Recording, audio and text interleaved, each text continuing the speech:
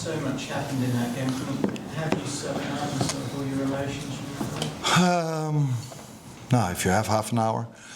But the main emotion, I think, should be how impressive and powerful the tribute for Diogo was. So the banner that the cops showed, the way "You Never Walk Alone" was sung, the way they sung, I think sung is the word for Diogo before the game, in the first minute, after 20 minutes, in the end of the game. It was all so impressive and so powerful. And that's, I think, what my main emotion is after the game. And then there was even a game that ended in 4-2, where a lot of things happened. I mean, how do you feel? It was dramatic end with Federico Chiesa. I mean, his best man for Liverpool. Yeah. After the fans sung for him so many times during the game already, and last season as well. I think it's very nice for him to give them something in return, and that's definitely what he did today. Unbelievable atmosphere in the final minutes. I thought that, of course, winning the league here will always be more special than winning a home game against Bournemouth. But the last 6 or 7 minutes, wow, wow, how impressive that was. So great game. 3 teams involved in a great game. You ask me why 3. Now, of course, Bournemouth and us. Playing full gas for 96 minutes or even longer, 99 I think. And the referee that just kept the game going, didn't blow his whistle every single time for every small thing. So it was, I think, a great game to watch. In the end, we won it, so that helps for my emotions. But I think this is what you would like to see. I've said many times last season about the Paris Saint-Germain game. And we can't compare the last 32 game again with a first game of football in the Premier League, but it was in terms of importance. But it was similar. Both teams all in, high intensity. Never give up. Both teams. Then you get a game like this. We have a good referee, by the way.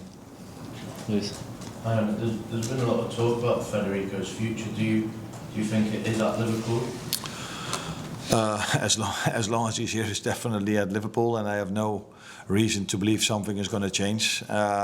He's had a hard time last season getting his match fitness ready. Unfortunately for him, he missed out on our Asian tour as well.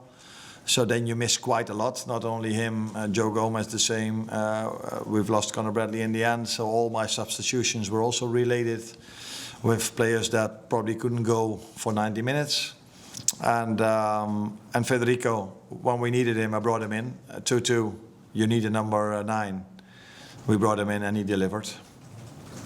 And that's always positive for your future at the club.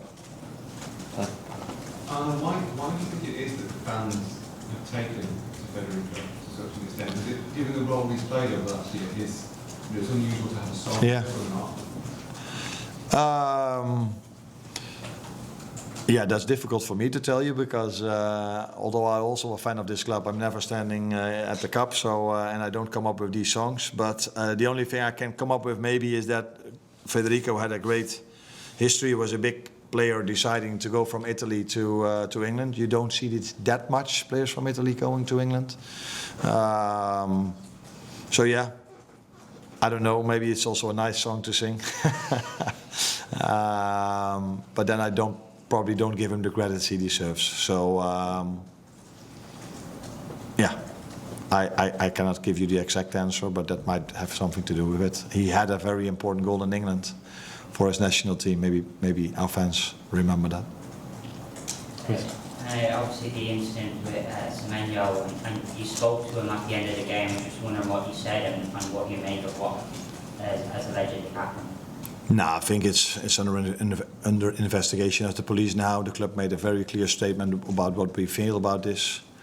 And unfortunately, but we definitely have to talk about it. It's a good thing you talk about it. It's a good thing that I have to answer this. But after, actually, this day should be about Diogo and about how the tribute was. But we definitely need to address this because it's unacceptable in every football stadium, let alone at Anfield.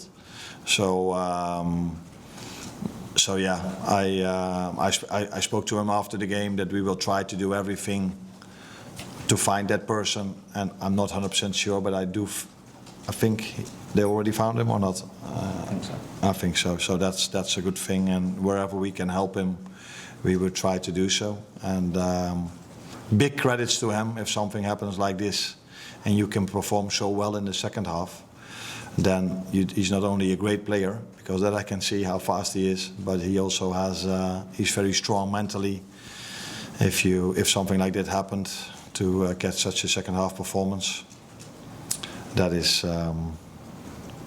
sums up him as a person and him as a player. But again, unacceptable in football in general, let alone at Anfield. Can I just check how Mo is as well, because he seemed to get very emotional at the end. Yeah. Mo Salah. Yeah. Is he okay? Yeah, I think we all. I'm not sure because I didn't ask him, but when I actually didn't want to go in after the game because I found it so special how our fans reacted today and how they kept on singing the end of the game for Diogo. And I think the whole tribute, the whole day, the whole game is every time you think you cannot expect more from Liverpool fans, they top this or they overperform. Because again, what a tribute, and I think Mo felt after the game how special that was, and probably he also felt the emotion because we all knew his family is here, his wife is here, his children are here. And for them might be special to hear how much he's loved over here and what the fans had the banner and what they did. But we also feel the emotions of how much grief they still have. And that mixed emotions maybe led to Mo being emotional, and I think I felt the same without being in tears, but I definitely felt the same emotions. Last question there, please. Just the 2 goals that Bournemouth scored, how do you think you can stop those counter-attacks? What did you see that went wrong in those moments? Not a lot. Normally you can complain about our players not sprinting back hard enough, but they did. The only thing we need to do better, but that's in an ideal world, is where do you lose a ball? So the first ball, I think there is something I can say about that. Losing a ball with a trick, if you're 2-0 up, is not necessary. Maybe if you're 1-0 down or you really need a goal, you want to force something. But in that moment, I think it's not the way to lose a ball like Dominic did. Second goal, we are a team that likes to attack. We are a team that wants to score goals. Rest defense was in order the moment we lost the ball. We were 2v1 against the number 9. But instead of what Mo usually does is getting a cross in or getting a shot in, he squared it just behind Mo and then give credit to the other team at how many bodies they sprinted towards our 18-yard box. So it's fine margins.